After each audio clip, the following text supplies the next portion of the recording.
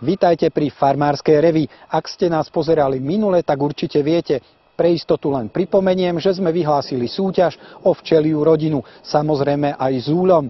Do žrebovania o ňu vás zaradíme, ak nám napíšete názvy aspoň 3 včelích produktov. Ale teraz už ponuka dnešného vydania. Hneď na úvod dnešnej revii dobrá správa. Máme pre vás recept, ako zabrániť veľkým úhynom včelstiev. Treba ich liečiť celoročne biologickými metódami. Ak chcete naozaj zdravé a ekologicky čisté mäso, skúste to s brojlerovými králikmi. S kamerou sme boli na netradičnej súťaži. Mladí právnici sa predbiehali v záchrane družstiev. V listárni dnes budeme hľadať odrody jablk s červenou a modrou dužinou. Tradične liečia včelári svoje včeličky až na jeseň, po vytočení medu, aby sa v ňom neobjavili zvyšky liekov. Minuloročné úhyny ich ale nútia liečiť včely už teraz na jar. My vám ukážeme metódy, ktoré sa dajú použiť počas celého roka.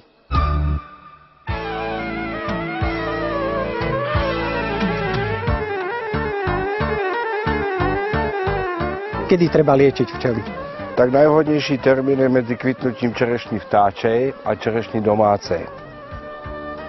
Prvá vec, ktorú musíme urobiť, je preliečenie včelstiev kyselinou šťavelovou, ktorá je prirodzenou súčasťou medu. A v tejto dobe je ešte prvý zber medu dosť ďaleko, takže nemôže ovplyvniť chuť medu. Do každej obsadenej uličky dávame presne nastaveným prístrojom 4 ml 2,5% kyseliny šťavelovej. To je dávka, ktorá ublíži kliešťu a ešte pomôže včelám. Takže na jedno včelstvo fakticky zostáva pol deci. Postupujeme z uličky do uličky. Práve pri kvitnutí čerešní vtáčej sa to urobí a potom sa použijú biologické metódy boja proti kliešťu, ako vyrezávanie trubčieho plodu. A po vytočení prvej znášky z agátu to použijeme znova. Buď túto kyselinu šťavelovú alebo kyselinu mravčiu. Treba povedať, že organické kyseliny sú alternatíva voči tvrdej chémie, ktorá ukazuje sa nedostatočná.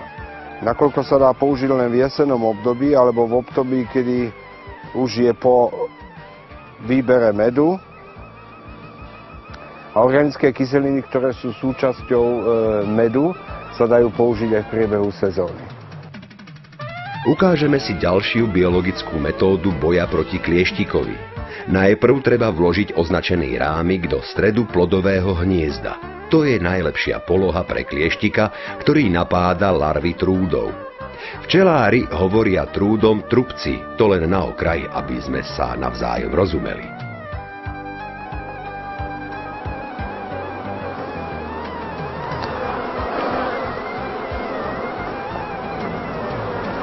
Takže tu je vidieť zaviečkovaný trubčí plást.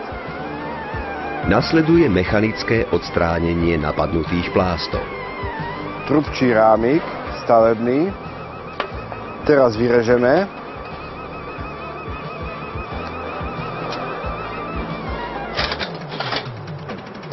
Vyberieme ho. A vložíme ho naspäť do včelstva, ktoré ho znova vystavá. Toto môžeme urobiť niekoľkokrát za sezónu, ale nie celú sezónu. Prvé vystavanie a prvé vyliahnutie by sme mali dopriať včelstvu, pretože potrebuje jarných trubcov. Následne v 10 až 14 dňových intervaloch to môžeme 3x-4x urobiť. A po slnovrate už aj tak klesá túžba včelstva mať trúdy. Keby sme neustále vyrezávali trubčí plod a zbavovali včiel, tak by sme vlastne šľachtili toho kliešťa na toho, ktorý dáva prednosť robotníčym bunkám. Zmysel vyrezávania trubčieho plástu je, že pred zaviečkovaním trubčej bunky tam vojde samička kliešťa a vloží to svoje potomstvo. Takto vyzerá larva trúda napadnutá klieštikom. Táto nenápadná samička je schopná znásobiť svoju populáciu 200-násobne na trubčom plode do konca sezóny. Takže je to strašne dôležité začať na jar a nie len na jeseň, kedy je už tých kliešťov viacej ako včiel. A tie včely tak poškodia, že vchádzajú choré do zimy. Larvy trúdov sú výborným a mimoriadne hodnotným krmivom napríklad pre sliepky. Liečiť včely a skamarátiť sa s nimi pokúsil aj náš moderátor. No a takto to dopadlo. To netreba mať panický strach. No a takto som dopadol 24 hodín potom, ako som sa pokúsil krotiť včely. 2 mi odovzdali svoj liek. Neboli to síce, ale vyzerám, veď vidíte ako. Ak chcete to najkvalitnejšie králičie mäso dochované aj ekonomicky efektívne, skúste to s brojlerovými králikmi.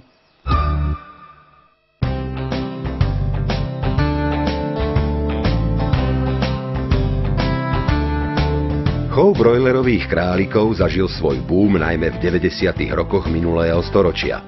Aj keď v súčasnosti je ich veľkochov v značnom útlme, v podmienkach drobnochovu sú brojlerové králiky stále vhodnou alternatívou ku klasickým plemenám. Na to, čím sa od nich líšia, sme sa opýtali pracovníkov Nitrianskeho centra výskumu živočíšnej výroby. Najväčší rozdiel je v užitkových vlastnostiach, to znamená intenzite rastu a jatočnej výťažnosti. Máme tu určité rozdiely aj v exteriérových vlastnostiach. Brojlerový králik sa vyznačuje trošku predĺženým telom, predĺženou hlavou, trošku redšou srsťou a jemnejšou kožou a celkovo sa vyznačuje lepším osvalením tela. Zo spomínaných rozdielov medzi klasickými a brojlerovými králikmi je najvýraznejší ten v intenzite rastu. Okoľko rýchlejšie je ich možné odstaviť, respektíve vykrmiť v porovnaní s klasickými plemenami králikov. Brojlerové králiky odstavujeme vo veku 5 týždňov, kdežto v drobnochove sa to robí vo veku 8 týždňov. Výkrm trvá tiež kratšie, namiesto 4 až 4,5 mesiaca sa skracuje na 3 mesiace. Brojlerové zvieratá bývajú vo všeobecnosti náročnejšie na podmienky prostredia i starostlivosť. Aké ustajnenie by sme im mali pripraviť, ak ich chceme chovať v domácich podmienkach? Vzhľadom na to, že tieto zvieratá sú o niečo náročnejšie na ustajňovanie, je vhodné umiestniť králikárne do zastrešených priestorov a týmto spôsobom ochrániť zvieratá pred negatívnymi vplyvmi vonkajšieho prostredia, to znamená nadmernou horúčavou a nadmerným chladom v zimnom období. Náročnosť brojlerových králikov sa prejavuje aj pri ich výžive. Dá sa zvládnuť ich krmenie v domácich podmienkach? Áno, dá sa, ale vzhľadom na to, že tieto zvieratá sú šľachtené na intenzívny rast, potrebujú na svoju produkciu kompletne granulované krmné zmesy. Z tých klasických krmí môžeme spomenúť kvalitné lucernové, ďatelinové, prípadne lučné seno a z jadrových krmí je to jačmeň a ovus. Šťavnaté krmiva by som odporučil len ako doplnkové krmivo. Pracovníci Centra výskumu živočíšnej výroby sa dlhodobo zaoberajú chovom a šľachtením králikov. Popri vyšľachtení národných plemien, ako sú zoborský a nitriansky králik, sa v 90. rokoch minulého storočia zúčastnili na tvorbe rodičovskej populácie brojlerových králikov. Okrem toho poskytujú odborné poradenstvo nielen pre profesionálnych chovateľov králikov, ale aj pre záujemcov z radov drobnochovateľov.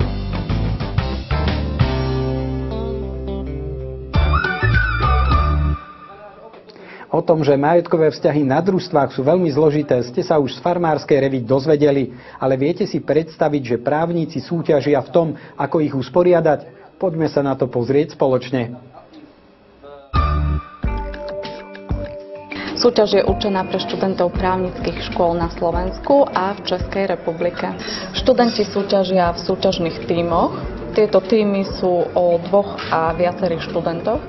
Celkovo sa do súťaže prihlásilo až 17 družstiev. Do semifinále postúpilo 8 družstiev, ktorých práce boli ohodnotené ako najlepšie.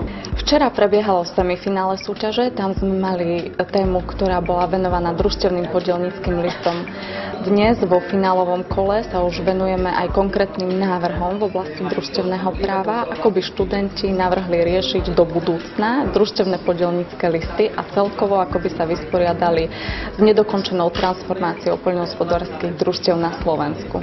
Hlavným kritériom ani nebola odbornosť alebo rozsah vedomostí, ktoré dnes v rámci platnej legislatívy existujú, ale práve tá kreativita, nápaditosť, schopnosť priniesť aj vlastné názory, vlastné návrhy a riešenia. Práve toto bolo to kritérium, ktoré posúdilo, ktoré družstva sa do finále dostanú. Takto napríklad mladí právnici navrhovali spravodlivé rozdelenie zisku všetkým členom družstva. Spoločnosť môže zisk rozdielovať do fondov odmien, do iných garančných fondov, prípadne si to nechávať ako časť rozdelenia zisku na ďalší rok. Tak ak sa to stane, tak oni sú ako keby ukrátení. Ale zákon, v tejto dikcii navrhujeme, že zákon musí povedať, aby časť ziskov, ktorá by prináležala bez toho, či sa členská schôdza rozhodne tak alebo onak, musí byť vyplácaná tým členom družstva. Ide nám o to, aby bola garantovaná aj minimálna sadzba. A nech sa počíta, ako sa počíta. My stojíme za tým, aby majiteľa DPL mohli byť odškodňovaní prostredníctvom toho. A každý rok predpokladaná čiastka bude asi 3,5 až 4% minimálna, ktorá musí byť daná. Ak tá marža alebo zisk to prevýši, bude pripočítaná väčšia. Hlavnou cenou tejto súťaže je šek v hodnote 3333 eur. Súťaž vyhral tým mladých právnikov z Masarykovej univerzity v Brne. Ja si myslím, že študenti sú ešte taká tabula rasa a preto sú veľmi kreatívni. Veľa razy sa nechajú uniesť takými myšlienkami, ktoré nás môžu inšpirovať, lebo sa možno už neodvážime do niektorých oblastí, nie sme takí slobodní v tom myslení.